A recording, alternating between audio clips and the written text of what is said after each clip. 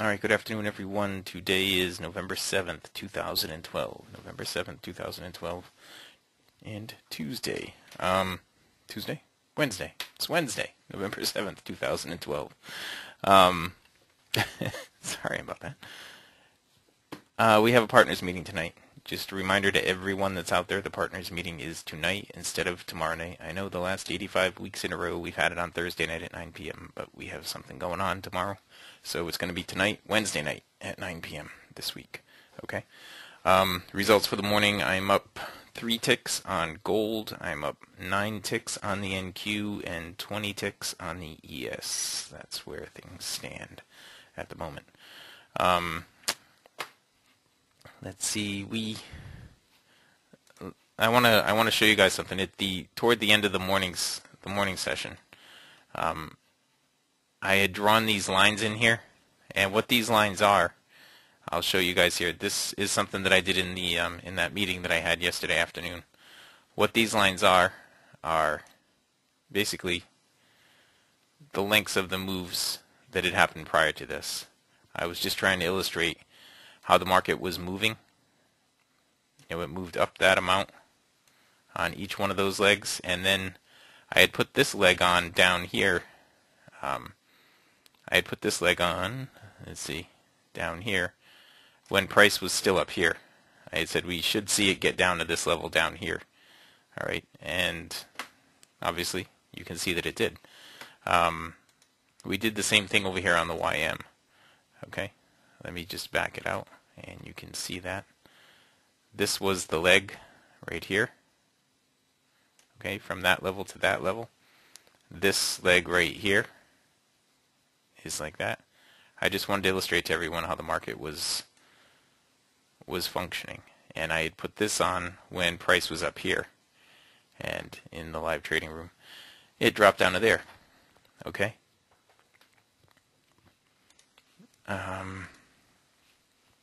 Now let's see, on the ES, let me jump back over here on the ES. There's the spots in here. Let's see, where did I do that? I traded over here this morning. I got short on this pullback up here to the BBC. It gave 5 or 6 ticks and it pulled back up and stopped me out at break even. It went up here. It would have stopped me out at -2 points exactly to the tick had I not moved my stop to break even, but I did, so it didn't stop me out there. Then it had this big run down, little move up. I didn't get short up in here because we had a higher low right here on this bar. Okay, so I didn't get short right up in here. I did over here when it failed at the top, right over here. When it failed in here and we closed down below the MA1 in the BBC, I did short right in there and wrote it down to the weekly trading zone. Okay, that's where the 20 ticks came from. It was actually better than 20 ticks at one point, and I had forgotten that I had the trade on, and I had moved on to something else with you guys this morning in the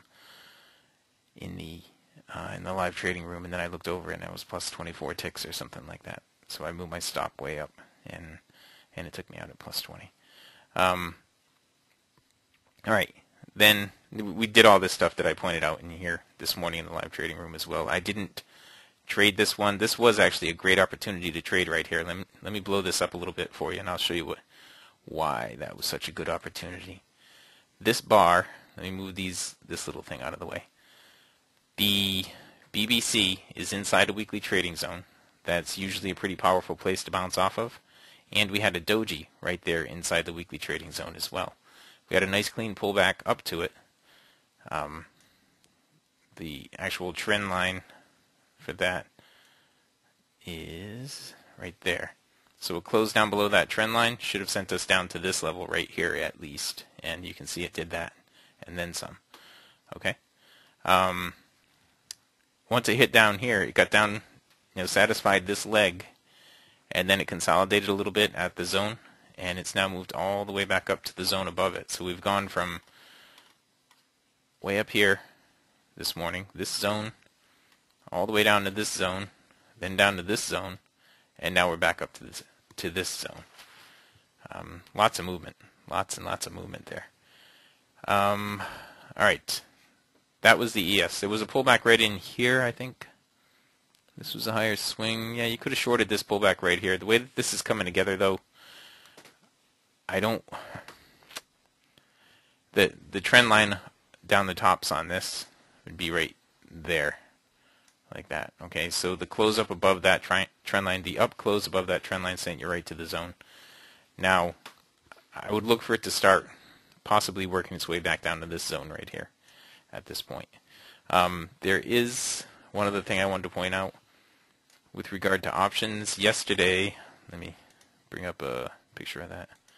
Here it is. Yesterday in the live trading room, I said, at the open, I said if you look at the 1420s, you may have a good opportunity here. If you bought a call and a put, you may have a good opportunity to make some money, because after the election there's likely to be a big move one way or the other. And if you bought a call and a put, you would one of them is going to be right, and you can bail out of the other one at some point. You can see the 1420s right now, they're up 116%. They were up 138% at one point, but they're up 116 right now, and the calls are down 72%. So the difference is what you would have made 50%. No, and at one point it was about 68%. Okay, but you could have bailed out of the calls pretty early on today for for a much better return. Okay, and yeah, that was not too bad for 24 hours, right? I did suggest doing that yesterday. All right. Now, I showed you on the YM. I didn't take any trades on the YM, but there were a bunch of them this morning. The reason I didn't take them is because I just didn't have enough DOMs open. I had all my other DOMs going, and I didn't have enough DOMs to open up a YM DOM. But we had a pullback up, a nice pullback up, measured, clean pullback up to the BBC right here. You could have shorted it there, done it again there, and done it again right there. This one had a higher low, so you couldn't short it right there. Okay. Then it just shot right through in here. You couldn't have shorted this one right here because you had a higher low again right in there. Once it put that move in and it started going down, though, I said it was right over here. We had about 30 or 40 points for it to go down from there to the end of the leg. Okay.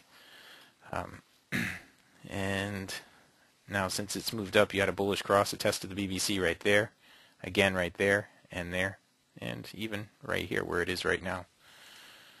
So the YM had plenty of opportunity today. Okay. I didn't look at the 6E all that much, though I was told that it had dropped 100 points this morning. The soybeans. This morning the soybeans took off like a rocket right on the open here. At 10:30 they shot up however many cents that is, about 16 cents. 16 or 17 cents they moved up. They came back down, tested the BBC, and moved up off of that.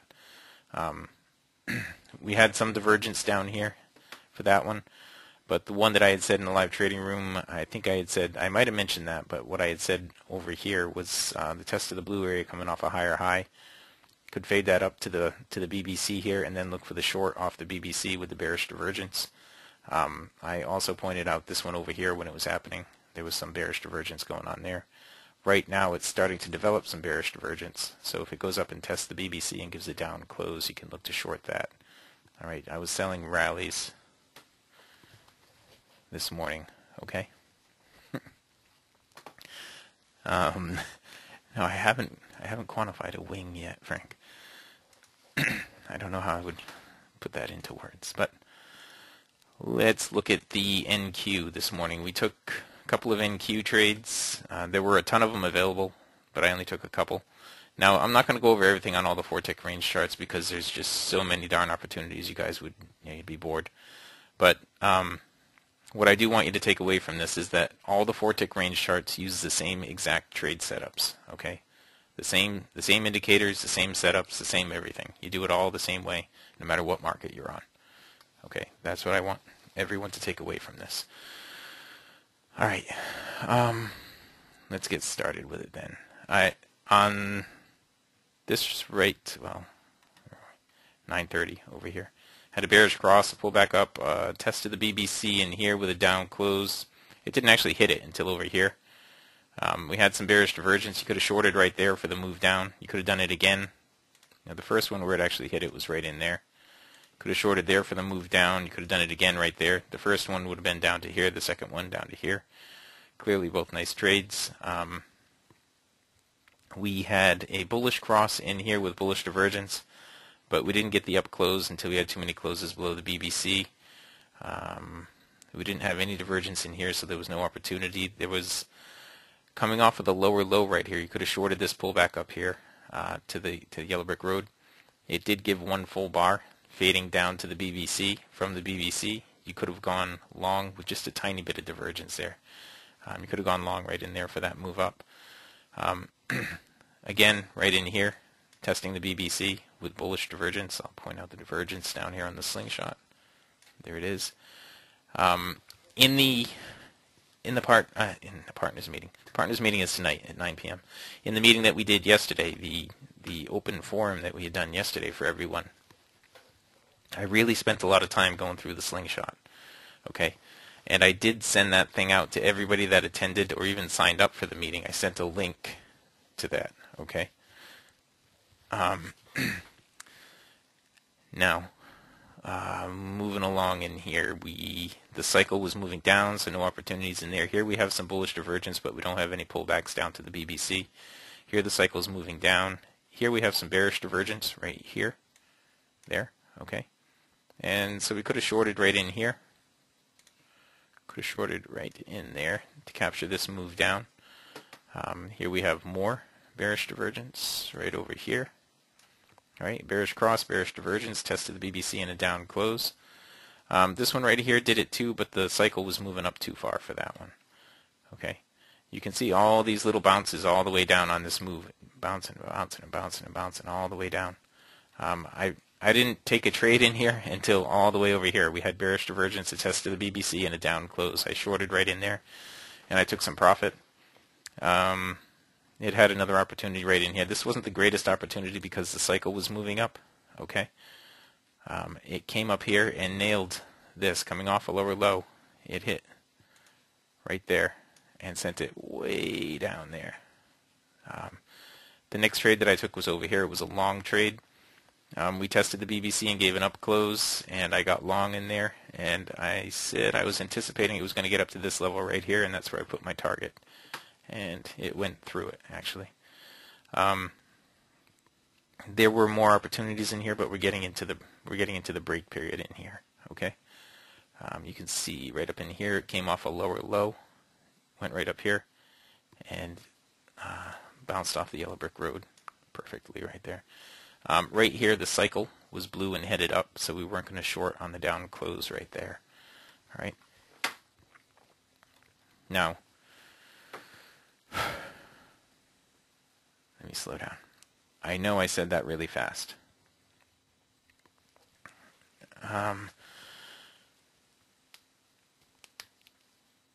Okay. I know I said it really fast, but I am doing a recap, and I think I uploaded a whole bunch of recaps yesterday, so we should have them out on the website, relatively soon. I know we were about 2 weeks behind in uploading the recaps, but I pretty much did them yesterday, so we should get them all up there soon.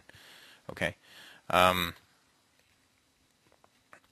Here we have, there's just more opportunities in here. This was during the break. It's all the same stuff. Okay. I'll just show it to you on a couple more markets here, and then we'll pass the ball back over. One market that we never look at the 4-tick range on is the ES. And on days like today, where you may not get a lot of opportunities with the 10,000 contract, because you don't get that many pullbacks, the 4-tick range on the ES has the same exact setup.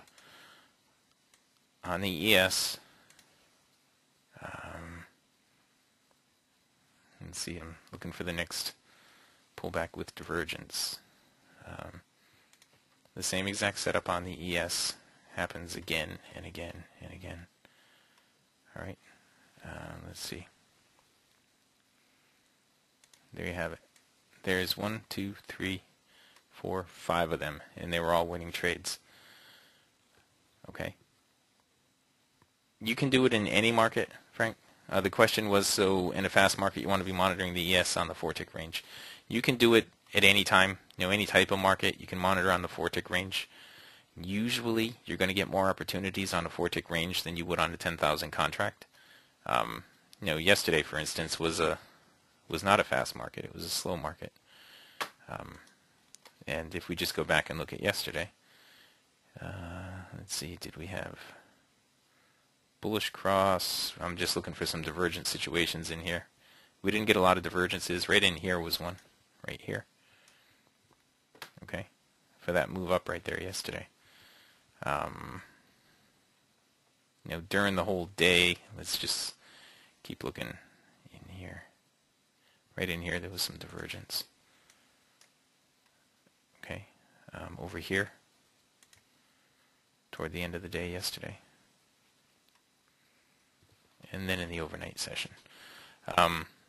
So there were a few opportunities there yesterday too. Okay, you can always keep your eye on it. The same thing with the YM. You can use that 4-tick range chart on any market. You can use bigger range charts too if you wanted to. This is an 8-tick range chart. Using the same exact theory, the same logic, the same everything. You're looking for divergences and tests of the BBC. Okay, this is an 8-tick range chart where every bar is 2 points. This actually had more opportunities yesterday. See that? Oops, that's overnight. But yesterday had right in there, right in there.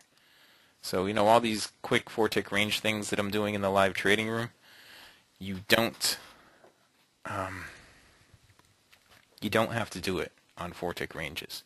I mean, you can go in there in the live trading room with us and learn how to do the setups. Okay? Learn how to do the setups and then apply them to whatever time frame you're comfortable with. Okay?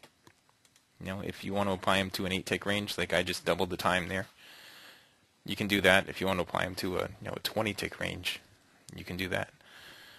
I had said I was going to jump over to one of the other markets. Let me just grab one of the other markets here.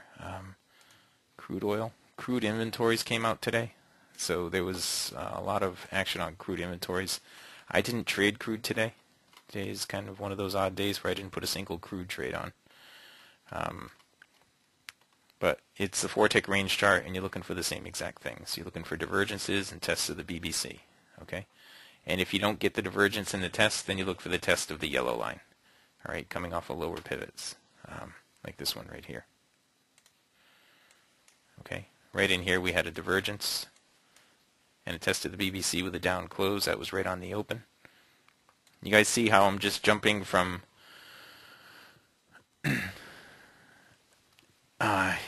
you see how I'm just jumping from market to market, but we're using the same exact indicators. We're using the same exact setup. It's just a different market. You can do it however you want. Okay, I can make this a larger time frame if I want. If I bump this up to 8 ticks, you'll see setups, the same exact type of setups. You'll see them on an 8-tick range. Okay, right here's one. Okay, I'm just looking for the divergences. Here's another one. Right in here. The yellow brick road works the same way. Right in there. Okay, you guys see all that? So the setups transfer from market to market, time frame to time frame. It's all the same indicators. It's all the same stuff. All right. I told you what my results were. I didn't show you all the trades that I took. I took NQ. I showed you the NQ. I showed you the ES. I didn't show you the gold, but that's it. Well, the divergence, when it's happening in real time, like this right here is real-time divergence. Okay, it's happening, but the cycle is heading up. So I wouldn't be looking to take the trade off the BBC. At this point, I would look up here and say, okay, am I coming off a lower low? I am. Well, maybe we're going to see some action right here off of the yellow brick road. That's what I would look for in this particular case. Okay, off the YBR. So right here is where I would be thinking about getting short. All right. And that, I'm going to change it back to a 4-tick range because that's what I normally trade on. And you see how much higher that is? This is actually bullish divergence that's developing right here, real-time bullish divergence, and it's testing the BBC. So if it hits the BBC here and it gives an up close, that would be an opportunity to get long. Okay? And where do you think it's going to go? Well, I would bet it's going to go up here. My first target would be right over here, 84, 86. Okay?